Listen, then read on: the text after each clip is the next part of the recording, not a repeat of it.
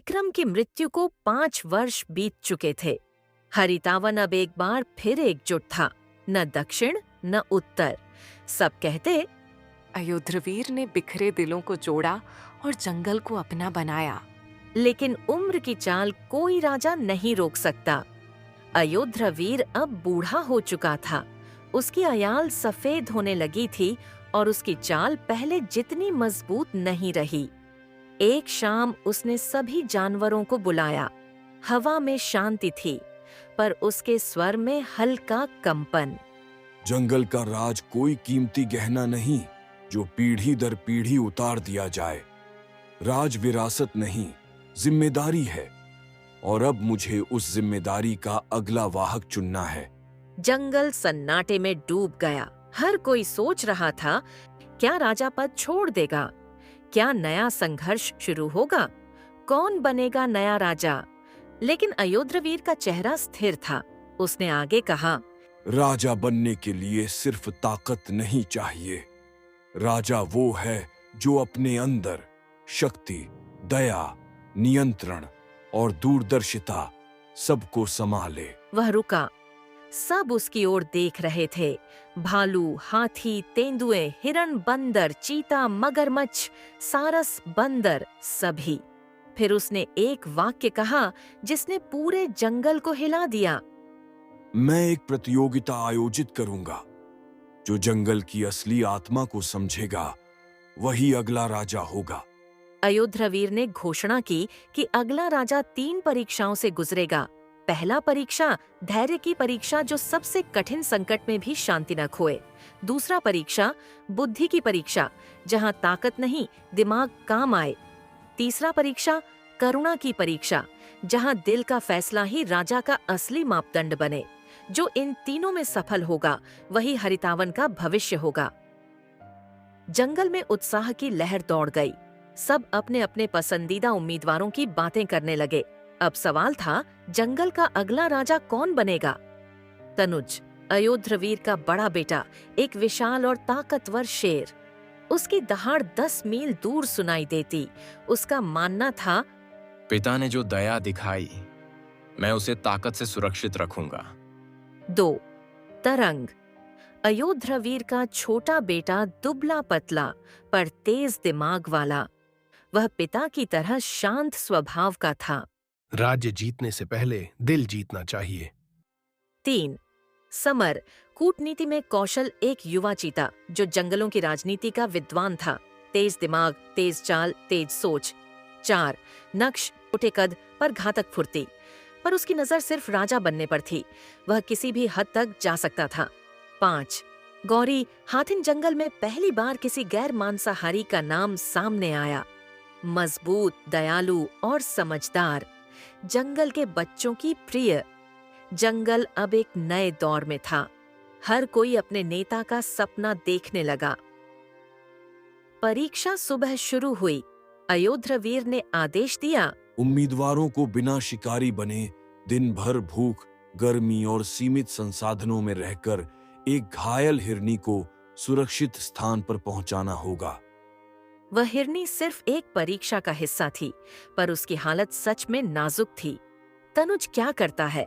वह उसे उठाकर तेजी से दौड़ने लगा, पर जितनी तेजी से दौड़ रहा था, हिरनी का दर्द उतना बढ़ने लगा।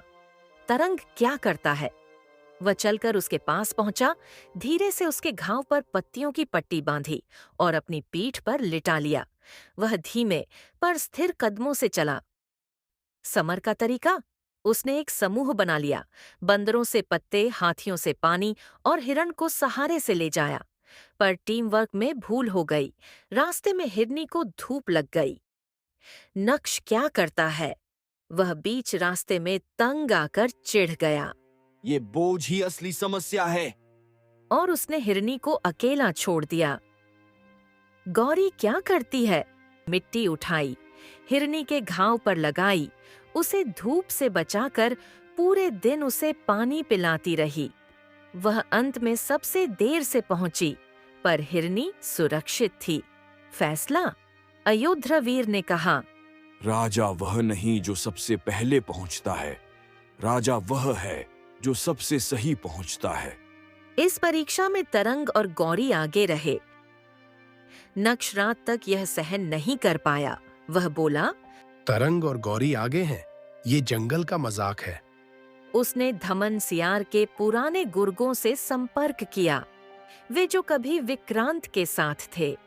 धमन मरा नहीं था, वह जंगल के किनारे जिंदा था और फिर से उभरने का मौका ढूंढ रहा था।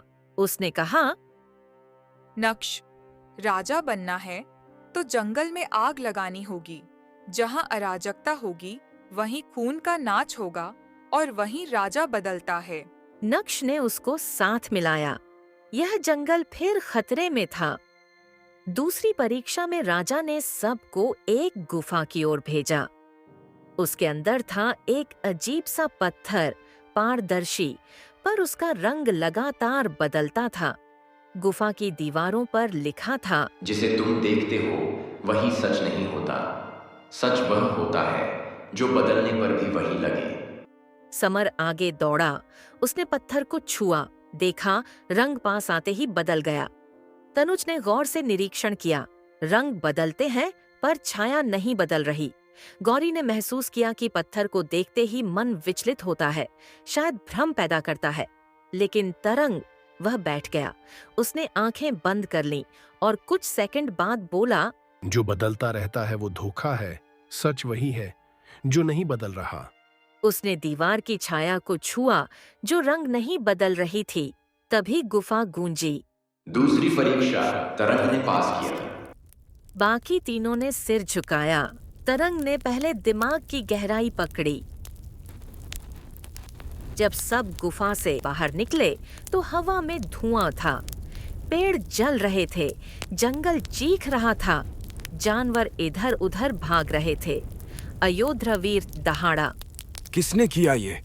छायाओं से धमन और नक्श बाहर निकले। धमन सियार हंस रहा था।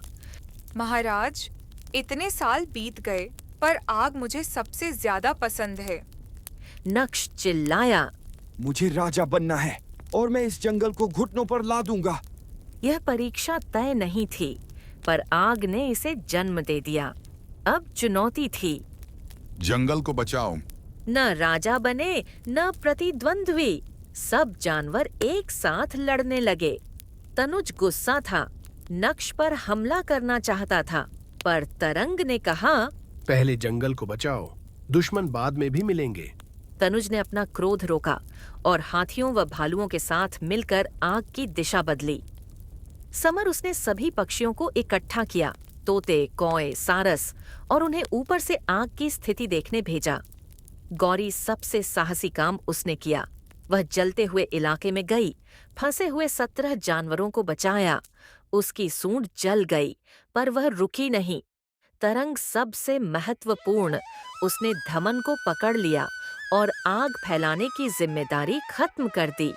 यह जंगल बच गया, क्योंकि किसी ने राजा बनने की कोशिश नहीं की, सबने जंगल को बचाने की कोशिश की।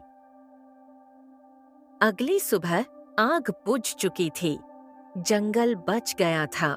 अयोध्रवीर ने आखिरी बार सभा बुलाई। वह कमजोर था, पर उसकी आंखों में चमक थी। इन 3 परीक्षाओं ने दिखा दिया कौन जंगल के लिए क्या है। वह बोला, तनुज ताकत से भरा, पर क्रोध पर नियंत्रण सीखा। समर बुद्धिमान, पर निर्णायक क्षणों में दया कम। गौरी दयालु, साहसी, पर राजा का शरीर नहीं, क्योंकि राजा को कई बार युद्ध लड़ने होते हैं। फिर उसने तरंग की ओर देखा।